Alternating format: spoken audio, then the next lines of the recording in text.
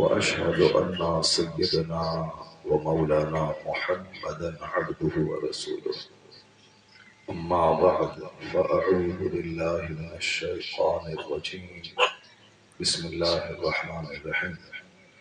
क़द अफ़लह मन तज़क्का व ज़करा अस्म रब्बिही फ़सल्ला बल तु'सिरूनल हयातद दुनिया वल आखिरतु खैरुन व अबक़ा इन्न हाज़ा लफ़िस सुहुफ़िल ऊला सुहुफ़ इब्राहीम व मूसा। सदक़ल्लाहुल अज़ीम व सदक़ रसूलुहुन नबियुल करीम।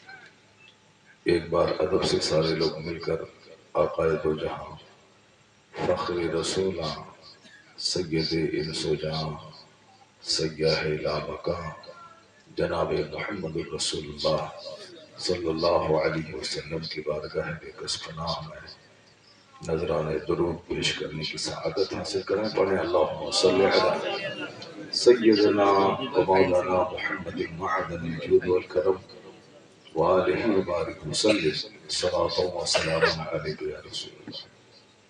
हदीस में आया है कि मन सल्ला अलैया मर्रतन वाहिदा सल्लल्लाहु अलैहि अशरा मर्रा। आका फरमाते हैं कि जिसने मुझ पर एक बार दरूद भेजा अल्लाह ताला उस पर 10 बार रहमतें नाज़िल फरमाता है। और एक हदीस में आया है कि मन असरत अलैहि हाजतुन फलयुक्सिर बिस्सलाति अलैहि। जिस पर हाजतें तंग हो जाएं, मुश्किलात जिंदगी में बढ़ जाएं, तो उसे चाहिए कि मुझ पर कसरत से दरूद भेजा करे। मुसीबतों के हल का सबसे बड़ा वजीफा है हुजूर की जात पर खूब कसरत से दरूद भेजा जाए। हदीस में आया है कि फ़इन्नहा तकशफुल हुमूम वल हुमूम वल कुरूब, यानी कसरत से ज्यादा दरूद पढ़ने से गम, मुसीबत, अलम और रंज का खात्मा होता है। और तक़ज़िल हवाई हाजतें पूरी होती। अगर बंदा चाहता है कि मेरी फला हाजत जरूरत पूरी हो जाए तो उसे चाहिए कि खूब दरूद भेजे। अब अव्वल में भी, आखिर में भी, शुरू में भी, बाद में भी, अब बीच में अपनी हाजत को पेश करें। हदीस में आया है कि इन्नल्लाह यक़बलुस सलातैन, अल्लाह दोनों दुरूद को आगे पीछे का कबूल तो करता ही है। वह हुवा अकरमु मिन अन यदअ बैनहुमा, अल्लाह की जात उससे ज्यादा करीम है कि वह बीच की दुआ को छोड़ दे। ऐसा नहीं होगा। अल्लाह के करम से उम्मीद है कि दोनों दुरूद को कबूल तो करेगा ही, बीच की दुआ को भी कबूल फरमाएगा। तो फजूल बातें न करके, दूसरों की ग़ीबत और चुगलखोरी न करके, अपने दिल दिमाग को खराब न करके कसरत से बंदा को दुरूद पढ़ना चाहिए। और एक हदीस में आया है कि जो 1000 बार दुरूद रोजाना पढ़ता है तो हर्रमल्लाहु जसदहु अलन नार, अल्लाह ताला उसके जिस्म को जहन्नम की आग पर हराम कर। लोग यहाँ वहां इधर उधर परेशान होते हैं जन्नत की तलाश में। कितना आसान और जबरदस्त नुस्खा अता फरमाया गया है आका अलैहिस्सलाम के गुलामों के लिए। जितनी देर तक चाय की दुकान पे बैठ के हम चुस्की लेके दूसरों की बात ग़ीबत करें, उतनी देर में अगर 100 बार दुरूद पढ़ा तो हजारों नेकियां नाम में लिखी जाएगी। रात में घर में बैठकर 1-1 घंटा तक लोग मोबाइल चलाते हैं, बिला वजह की चीजों को देखते रहते हैं, जबकि आदमी का दिमाग खराब होता है फालतू चीजें देखने से। आदमी का दिल मर जाता है बेकार की चीजों को देखने से। ये सोच ले कि जितनी देर में मोबाइल चलाया, सिर्फ 1 घंटे का टाइम निकाल करके वह 1000 दरूद पढ़ लिया करे, अल्लाह तबारक व तआला उसके इस बदन को जहन्नम की आग पे हराम कर देगा। तो 1 घंटा आधा घंटा का टाइम निकालना सिर्फ दुरूद के लिए कोई भारी बात नहीं, सिर्फ सोच के बदलने की जरूरत है।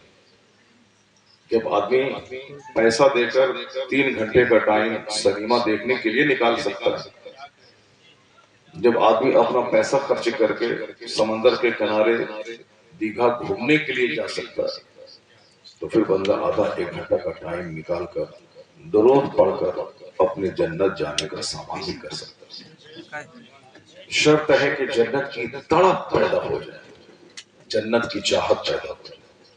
यहाँ अभी इंजॉय करने की चाहत है कि जिंदगी में इंजॉय करें, मजा ले लें।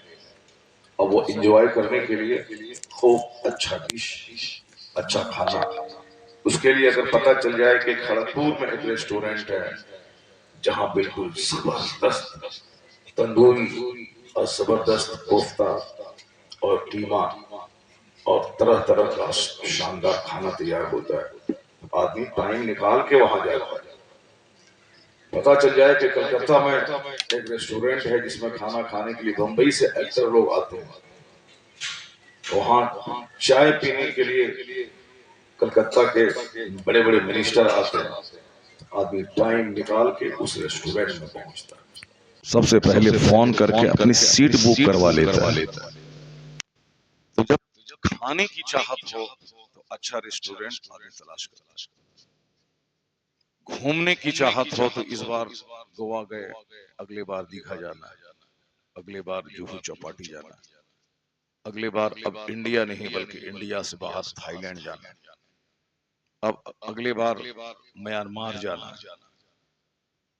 साहब फिर पैसा ज्यादा हुआ तो अब फ्रांस की राजधानी पेरिस जाना, और थोड़ा पैसा हुआ तो वाशिंगटन डीसी अमेरिका जाना। यानी एक घूम करके बंदा एंजॉय करना चाहता है और खा के एंजॉय करना चाहता है, अच्छा कपड़ा पहन के एंजॉय करना चाहता है। अब 1 दर्जन कपड़ा घर में मौजूद है और फिर भी कोई नया ब्रांड कपड़े का आया तो बंदा उसको पहनना चाहता है। 2-2 दर्जन कपड़े मौजूद हैं मगर ईद में नया कपड़ा पहनना ही पहनना है, जबकि ईद में नया कपड़ा पहनना न फर्ज है न वाजिब है, अच्छा काम है, खुशी मनानी चाहिए। लेकिन तरावी की नमाज रमजान की हर रात में पढ़ना 20 रकात, ये क्या है? सुन्नत मुअक्कदा, बिल्कुल वाजिब के करीब है। वहां वो नमाज छूट गई, उसका कोई मलाल नहीं, मगर ईद के दिन नया कपड़ा होना चाहिए। जबकि नया कपड़ा पहनने से ज्यादा जरूरी है वो हर रात में तरावी 5 दिन में कुरान पाक पढ़ने के बाद फ्री हो गए, उसके बाद बैठ के गप करना है, बातें करनी है और घूमना। एक तो 360 दिन में 30 दिन का टाइम मिलता है कि कम से कम अल्लाह की इबादत दिल खोल के कर ले। 5 नमाजें तो सब पढ़ते हैं, जो नहीं पढ़ते हैं उसके मुसलमान तो कहलाना ही नहीं चाहिए। जिस तरह जिंदा रहने के लिए खाना जरूरी है, उसी तरह मुसलमान बने रहने के लिए नमाज पढ़ना जरूरी है। अगर कोई बोले कि नहीं बगैर खाए हुए हम जिंदा रह सकते हैं, तो ठीक है, बगैर खाए वो जिंदा रह सकता है तो जिंदा रह जाए। उसको सिर्फ बकवास करने से काम नहीं चलेगा, जिंदा नहीं रह पाएगा। सिर्फ बोल देने से कि ऐसा कर देंगे आसमान में हम उड़ जाएंगे, समंदर में हम गोता लगा के वहां 4 महीना रह जाएंगे बगैर ऑक्सीजन के, हम ये कर लेंगे वो कर लेंगे, सिर्फ गलतफहमी नहीं चलेगी। जो फैक्ट है, जो सच्चाई है वो यही है कि बगैर खाए हुए बंदा जिंदा नहीं रह सकता। उसी तरह ये भी फैक्ट है कि बगैर नमाज पढ़े हुए बंदा मुसलमान नहीं रह सकता। भले ही वो अपने आप को टिस्मार खां बोले, अपने आप को बहुत बड़ा मुसलमान बोले, अपने आप को कुछ बोले, मुंह है चमड़े का, जो बोलना है बोलना है। कोई बोलता है कि हम दुनिया का मालिक हैं, कोई बोलता है कि हम साहब पूरे इलाके को खरीद लेंगे। शराब के नशे में क्या नहीं बोलता है बंदा, शराब पी लिया तब बोलता है हम हिंदुस्तान के प्रधानमंत्री। शराब पी लिया तब बोलता है कि साहब सारी श्रेय हमारी है। बोलने में क्या लगा हुआ है, चमड़े का मुंह है, बोलते हैं, हम भी बोल सकते हैं पूरा हिंदुस्तान हमारा, पूरा बंगाल हमारा है, ममता दीदी मेरे घर में आके चाय बनाती है। बोलने में क्या लगा हुआ है, चमड़े का मुंह है, बोल सकते हैं। लेकिन लोग क्या कहेंगे, पागल है। लोग यही बोलेंगे कि ये पागल है, ममता दीदी इसके घर में आके चाय बनाए, ये पागल है, ये मजनू है। और पागल मजनू की बात का कोई जवाब नहीं है, क्योंकि पागल से जो जवाब मांगेगा वो खुद पागल हो जाएगा।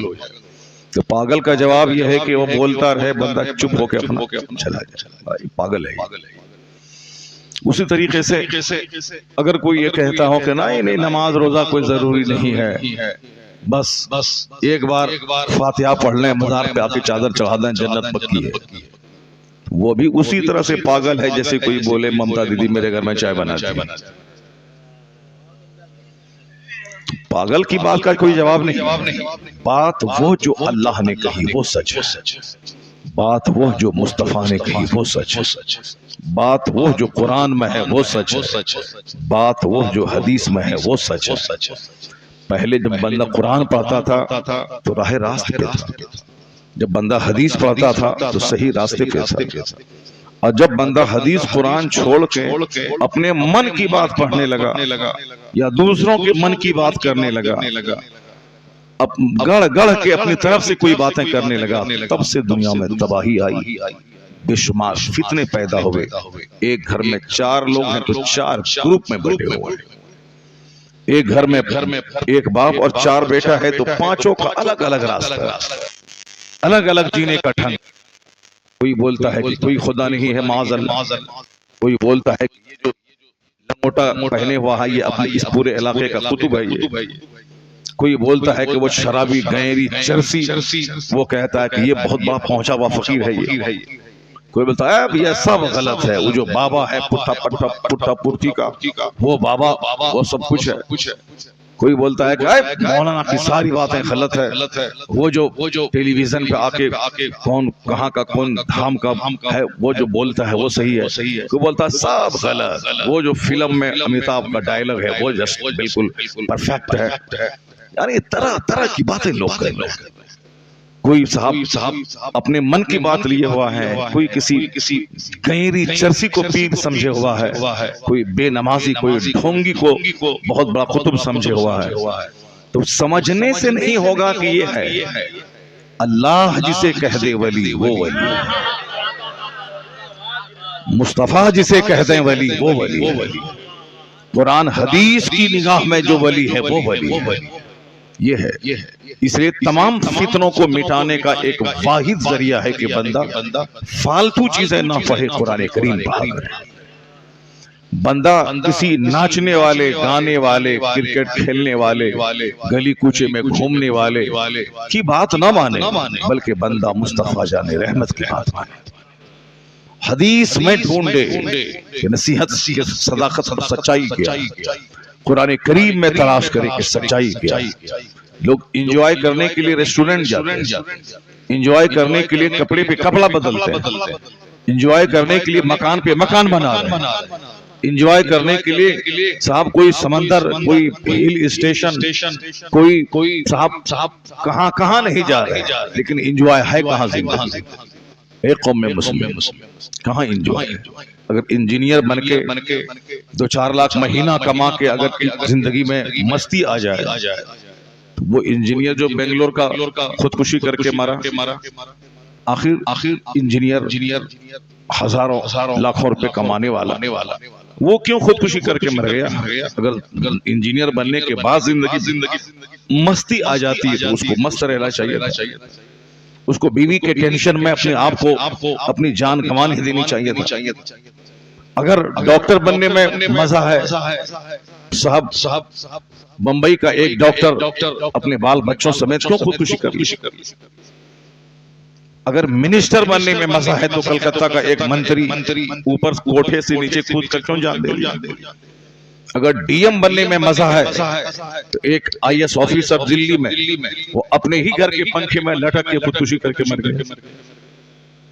अगर खूब बहुत बड़ा दौलतमंद बनने में मजा है, बिहार की राजधानी पटना में एक खरबपति बाहर से घूम के आया था और अपने ही घर में 2-4 दिन के अंदर अपनी बीवी को शूट कर दिया, जबकि करोड़ों का घर, करोड़ों की दुकान, सारी चीजें उसके पास मौजूद है।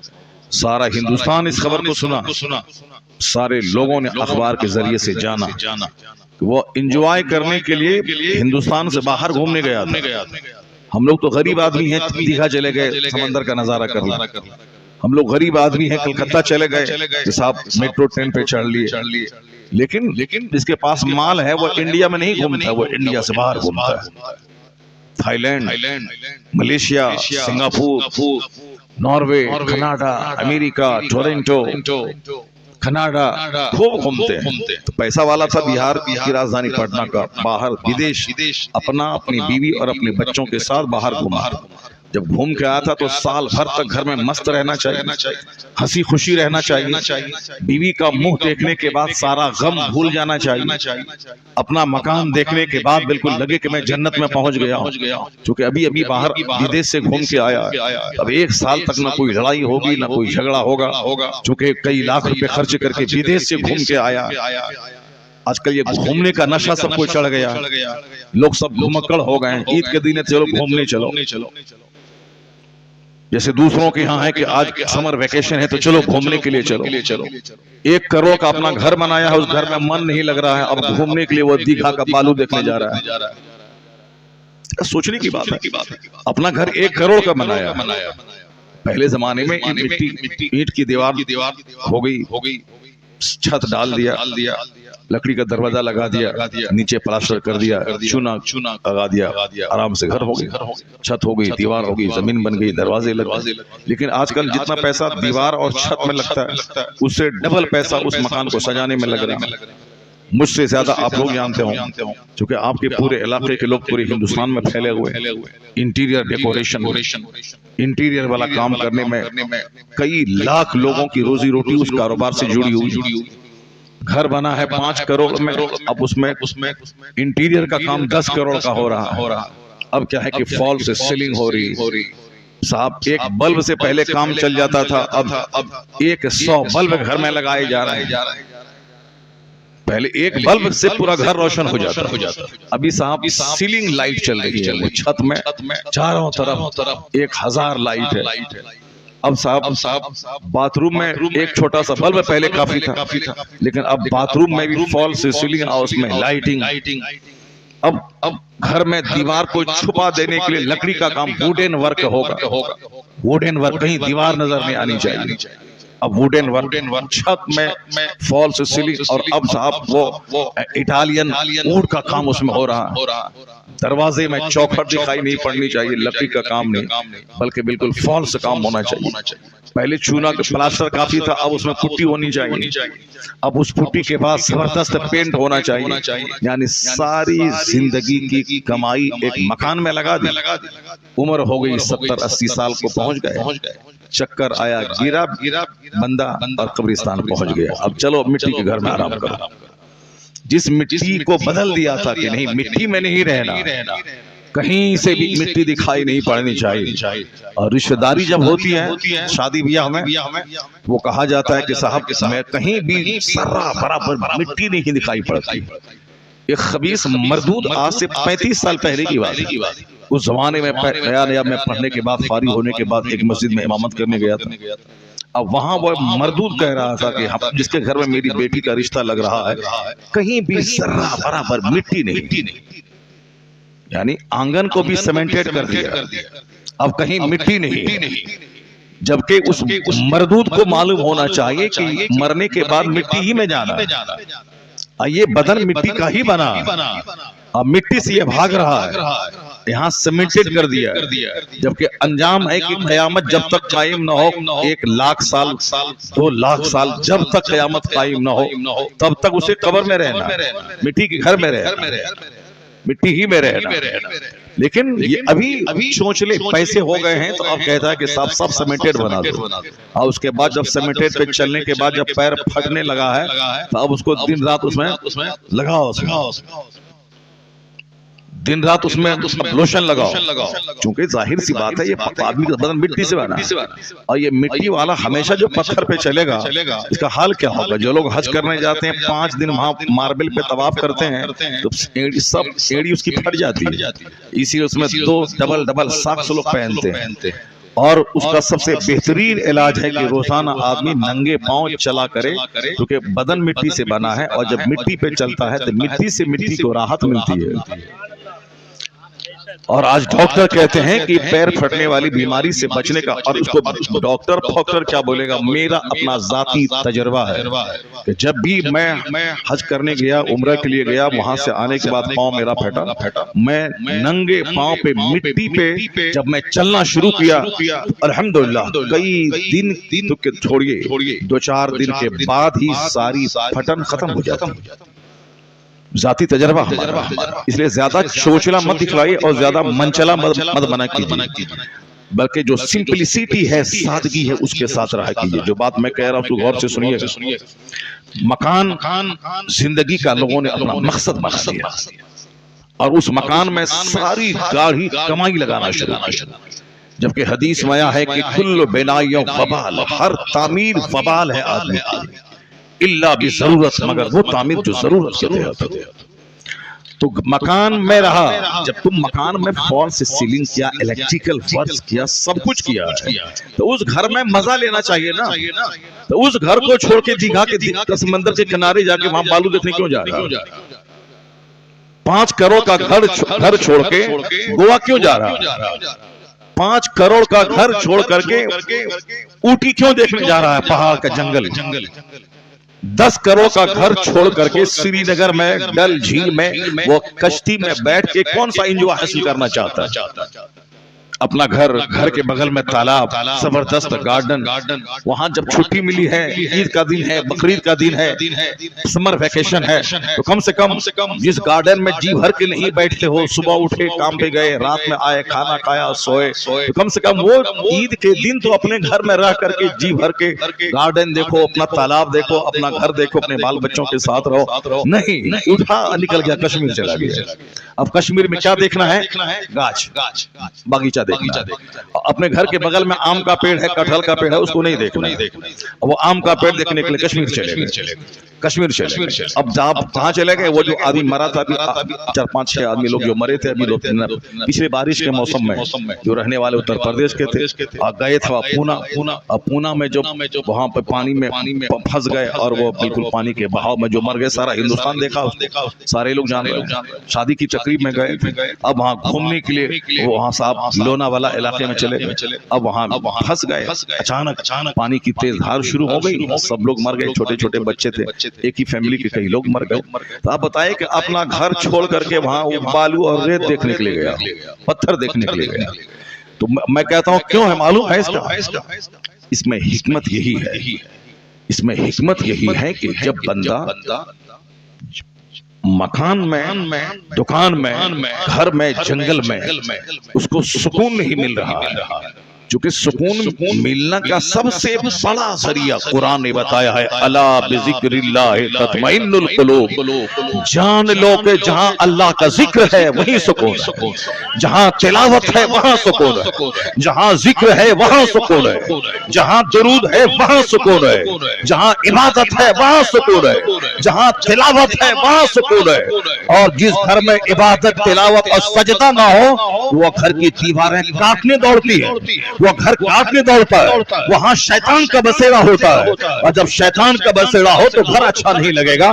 इसलिए मारे मारे फिर रहा है, कभी दीघा, कभी गोवा, कभी जुहू चौपाटी, कभी कश्मीर, कभी डल झील, कभी मसूरी, कभी नैनीताल, मारे मारे फिरोगे, कहीं चैन नहीं मिलेगा। अगर चैन मिलेगा तो अपने घर में सजदा करो, इबादत करो, तिलावत करो, जिक्र करो। जो मजा अमेरिका के डीसी में नहीं मिलेगा, वो मजा तुम्हारी फूटी फूस की झोपड़ी में मिल जाएगा। वाह वाह वाह, नारे तकबीर, नारे रिसालत, मसलके आला हज़रत, पैगामे कुरान, नारे तकबीर। अल्लाह का कानून अटल है, अनचेंजेबल और परिवर्तनीय। इसमें कोई परिवर्तन होने वाला नहीं। दुनिया के लोग हजार नाचें कूदें कि हम कुरान बदल देंगे, कानून बदल देंगे, ये बदल देंगे, वो बदल देंगे, वो अपने हिसाब से नाचें कूदें। तुमको नहीं घबराना है, क्योंकि तुम कुरान पाक पर ईमान लाते हो। कुरान पाक सच है, मेरा खुदा सच है, मेरे रसूल सच है, मेरा कुरान सच है, आखिरत सच है, जन्नत और जहन्नम सच है। काफिरों की तरह अगर बने तो काफिर पांव का फुटबॉल बना के इधर से उधर तुम्हें झुलाता रहेगा, खूब मारता रहेगा। यहाँ भी पिटाई होगी, यहाँ भी कुटाई होगी, यहाँ भी दौलत मकान सब छीनेगा, मरने के बाद सीधे जहन्नम की आग लगेगी। लेकिन अगर अल्लाह पर यकीन पुख्ता रहा, मुस्तफा पर यकीन मजबूत रहा, आखिरत पर यकीन पुख्ता रहा, तो दुनिया का कोई मुशरिक तुझे हिला नहीं पाएगा। वो कानून बनाते बनाते मर जाएगा, मगर ना तेरी इज्जत खतरे में होगी, ना तेरी जिंदगी खतरे में आएगी, बल्कि वह कानून बनाता रहेगा, अल्लाह तबारक तआला उसे जलील करता रहेगा, तुझे इज्जत देता रहेगा। सुभान अल्लाह, सुभान अल्लाह, वाह वाह वाह। हमारी सारी इज्जतें मुस्तफा की गुलामी में। मुसलमान जितना ज्यादा अपने नबी की बात मानेगा, अपने नबी की गुलामी करेगा, उतनी ही ज्यादा अल्लाह उसे इज्जतों से नवाजेगा, उतनी ही ज्यादा अल्लाह उसको इत्मीनान क़ल्ब अता फरमाएगा, सुकून और चैन अता फरमाएगा। आज मस्जिदें वीरान हैं, क्यों? ये माल की तलाश, माल की वजह से। आज लोग अपने माँ बाप से दूर हैं, माँ बाप के पास आधा घंटा का टाइम उसको बैठने का नहीं है, माँ बाप की दिलजोई करने का टाइम उसके पास नहीं है। जिस माँ के पेट में 9 महीना रहा, उस माँ के पास 9 मिनट बैठने का टाइम बच्चे के पास। जो माँ 2 साल तक अपना खूने जिगर पिलाई बच्चों को, उसके पास 2 मिनट बैठने का टाइम। जो बाप मारे मारे फिर कर कमा लके लाके देहात में घूम के, गाड़ी चला के, रेड़ी चला के, खेती बाड़ी करके अपने बाल बच्चों को छोड़ के बंबई, दिल्ली, भुवनेश्वर, कलकत्ता से जाके 2-4 पैसे कमा के उनकी माँ को पाला, घर वाले को पाला, उस बाप के पास बैठने की फुर्सत नहीं। जो बाप 20 साल तक उसको खिलाया, पढ़ाया, लिखाया, 20 मिनट का टाइम उसके पास बैठने का नहीं है। मारे मारे फिर रहा, पैसा जैसे बदन में आग लगी, यहाँ से मारना, वहां जाना, यहाँ जाना, वहां जाना, मुंह मारना, जाके ढेर पैसा कमा लें, और सारा पैसा वो फॉल्स सीलिंग में लगा, यानी फॉल्स पैसा, फॉल्स काम। पैसा तो फॉल्स ही है, माल वो लूट के लाया है, हराम करके लाया, झूठ बोल के लाया। जो हराम का माल है वो लूट के लाया, कूट के खिलाया। बेटी की शादी में गौसे पाक के लंगर में वो कमात खिलाता है, वो अल्लाह की खुश करने के लिए, गौसे पाक की दुआ लेने के लिए, सिर्फ नाम नमूद पर दिखाने के लिए, ताकि सारे लोग जान जाएं कि साहब इन्होंने लंगर पे 5 लाख रुपए लुटा दिया। जो काम ये किया वो काम आज तक किसी ने नहीं किया। सिर्फ नाम और नमूद, एग्जीबिशन, दिखावा, प्रदर्शन। आज पैसा है प्रदर्शन, और कल आ गए सड़क, सारा कारोबार लूटा, और मोबाइल भी बिक गया, गाड़ी भी बिक गई, कारोबार बिक गया। अब उसके बाद आके घर पे बैठ करके कह रहे हैं कि अल्लाह ताला हमको जलील कर दिया, अल्लाह ताला हमको रुसवा कर दिया। अल्लाह कहता है कल्ला बल्ला तुकरिमूनल यतीम वला तहादून अला तामिल मिस्कीन व ताकुलून तुरास अकलन लम्मा व तुहिब्बूनल माल हुब्बन जम्मा। अल्लाह कहता है हमने तुझे जलील नहीं किया, तुमने खुद जिल्लत का सामान खरीदा है। मैंने तुझे पैसे दिया था ताकि उसमें यतीमों का हक, गरीबों का हक, मिस्कीनों का हक, अहबाब रिश्तेदार का हक, तुम पैसे को दांत से पकड़ने लगे, यतीमों और मिस्कीनों को धक्के देने लगे, तुम खाना खिलाने में जी चुराने लगे, तो तुमने खुद से मुसीबत मोल ली। मैं माल देता हूँ जरूरत से ज्यादा, उसमें बहुत सारे लोगों की हाजतें रख देता हूँ, और जब तक सबकी हाजत पूरी होती रहती है मैं माल घटाता नहीं हूँ, बढ़ाता रहता हूँ। जब तुम्हारी वजह से 50 गरीबों का पेट पलेगा, 50 लोगों के चूल्हे में आग सुलगेगी, तो अल्लाह ताला उसके माल को नहीं बर्बाद करता है, क्योंकि इसके माल से 50 लोग पल रहे हैं। लेकिन जब बंदा उस माल को दांत से पकड़ के रखता है और दूसरों को देने में मुखालत करता है, तो फिर अल्लाह ताला उसके माल को छीन लेता है। तो बंदा कहता है कि इन्न रब्बी अहानन, मेरे रब ने मुझको जलील कर दिया, मेरे रब ने मुझको जलील कर दिया। अल्लाह कहता है कल्ला बल, हरगिज नहीं, मैंने जलील नहीं किया, बल्कि तुमने खुद जिल्लत का सामान खरीदा। तुमने समझ लिया कि मैंने ये मेहनत से कमाया। तुम यतीमों को धक्के देते हो, यतीमों की इज्जत नहीं करते। अब वला तहातुन अला तामिल मिस्कीन, मिस्कीनों को खिलाने की एक दूसरे को रगबत नहीं पैदा करते। तुम अपने वारिसों का माल हप हप खाते हो। हप ताकुलूना तुरास अकलल लम्मा, तुम अपनी अपनी फूफी का माल खाते हो, तुम अपनी बहन का माल दबा के खाते हो, तुम अपने हकदारों का माल दबा के खाते हो, तुम अपने भाई का माल दबा के खाते हो। तो जब तुम अपने हकदारों को हक नहीं दोगे, जब तुम अपनी बेटी को हक नहीं दोगे, अपनी बहन को हक नहीं दोगे, अपनी फूफी को हक नहीं दोगे, सोचेगो सिर्फ मेरा बेटा ही इसको खाएगा, मेरी बेटी नहीं खाएगी, सिर्फ मेरा भाई ही खाएगा। बहन साहब वो भीख मांगेगी, बहन वो बाप के माँ के पेट से नहीं पैदा हुई थी, वो ऐसे ही अचानक आ गई थी, वो बाप के नुस्खे से नहीं पैदा हुई थी। बेटा बाप के नुस्खे से पैदा हुआ है और बहन बाप के नुस्खे से नहीं पैदा हुई है, वो ऐसे ही टपक के गई है। इसीलिए बाप की सारी प्रॉपर्टी, मकान, दुकान, गाड़ी, छकड़े में बेटे का हक है, बेटे का हक है, बेटी का हक नहीं है, बहन का हक नहीं है। जब बंदा दबा के रखता है और बहन का हक मारता है, हकदारों का हक मारता है, तो अल्लाह माल छीन के उसे जलील और रुस्वा कर देता है और कहता है कि ये रुस्वाई तुमने खुद से खरीदी है। मैं माल देना भी जानता हूं और माल छीन कर भिखारी बनाना भी जानता हूं, क्योंकि सारी दुनिया अल्लाह चलाता है। जिसे चाहता है मजदूर के बच्चे को बादशाह बना देता है, और जब बादशाह अकड़े तो बादशाह छीन कर उसे गली का भिखारी बना देता है। कुलिल्लाहुम्मा मालिकल मुल्क तूतिल मुल्क मन तशा व तनज़िउल मुल्क मिम्मन तशा व तुइज़्ज़ु मन तशा व तुज़िल्लु मन तशा बियदिकल खैर इन्नका अला कुल्लि शैइन कदीर। सारे बादशाहों का बादशाह है वो खुदा, जिसे चाहता है हुकूमत देता है और जिससे चाहता है छीन लेता है, जिसे चाहता है इज्जत देता है, जिसे चाहता है जलील करता है। और अल्लाह ही हर चीज पर कादिर है। अल्लाह को न जलील करने में देर लगती है, ना अल्लाह को एक गरीब बकरी के चराने वाले, चाय के बेचने वाले को बादशाह बनाने में देर नहीं लगती। ऐसे असबाब पैदा फरमा देता है कि गली कूचे का आदमी बादशाह बन जाता है। और अल्लाह रब्बुल इज्जत जब नेमत छीनना चाहता है, बड़े बड़े बादशाहों के बेटों को के हाथ में रीढ़ी चलवा देता है। इसलिए हमेशा, हर लम्हा, हर पल बंदा को अल्लाह से डरते रहना चाहिए और ये नहीं कहना चाहिए कि नहीं नहीं ये सब पहले जमाने में चलता था, इस जमाने में नहीं चलेगा।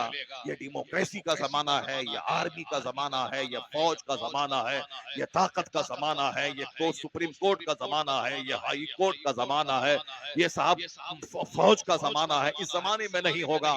मैं कहता हूँ बंदरों, इस जमाने में नहीं देखा तुमने जिस महल में शेख हसीना ऐश करती थी बांग्लादेश की, इस जमाने में, इस वैज्ञानिक जमाने में, इस आधुनिक जमाने में, इस हाई कोर्ट सुप्रीम कोर्ट के जमाने में, इस मंत्रालय के जमाने में, इस साइंटिफिक विकास के जमाने में, अमेरिका के जमाने में, यूरोप के जमाने में, हिंदुस्तान जैसी महाशक्ति के जमाने में, इस जमाने में जब पब्लिक का सैलाब आया तो सब कुछ बहा ले गया। इज्जत गई, हुकूमत गई, दौलत गई, तख्त गया, ताज गया, सड़कों पे आ गई। जिस महल को सजाया था उस महल में आम आदमी जाके घुस के उस पर सो रहा है। पता ये चला कि दुनिया चाहे जो रंग बदले, मगर दुनिया बनाने वाला वो खुदा जिसे चाहता है बादशाह बना देता है, जिसे चाहता है बादशाह छीन के जलील कर देता है। ये कभी मत बोलना कि इस जमाने में नहीं चलेगा, उस जमाने में नहीं चलेगा। सारा जमाना अल्लाह, दुनिया अल्लाह की पैदा की है। दुनिया अल्लाह ने दुनिया को बनाया, सब कुछ अल्लाह के कब्जे में है। अल्लाह ताला बंदों को थोड़ा सा इख्तियार देके आजमाता है, थोड़ी सी दौलत देके आजमाता है, थोड़ा सा हुस्न देके आजमाता है, थोड़ा सा माल देके आजमाता है। अगर बंदा आजमाइश में कामयाब हो गया, माल से नहीं इतराया, हुस्न पे नहीं इतराया, मकान पे नहीं इतराया,